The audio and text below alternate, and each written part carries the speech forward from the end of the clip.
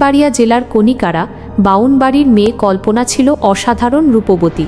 সেদিন মায়ের উপর রাগ করে সে গ্রামের শেষ প্রান্তের দিকে চলে গেল।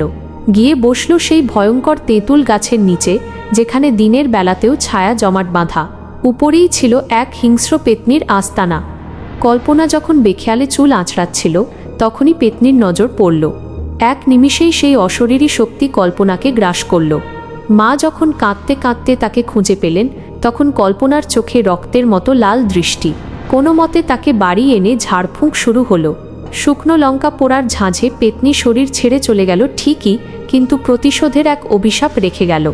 সেই গভীর রাতে পেতনিটা ফিরে এলার ও ভয়ঙ্কর হয়ে।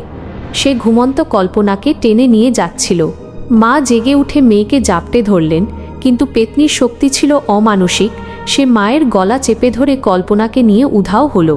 পরের দিন সকালে গ্রামের লোক যখন টর্চ হাতে খুঁজতে শুরু করল, তখন সেই তেঁতুল গাছের নিচে কল্পনাকে পাওয়া গেল নিথর দেহ হিসেবে। তার আত্মা চিরতরে পেতনির গ্রাসে চলে গেছে। আজও কণিকারা বাউনবাড়ির মানুষ রাতের অন্ধকারে সেই তেঁতুলতলার দিক মারাতে ভয় পায়, পাছে কল্পনার মতো পরিণতি হয়।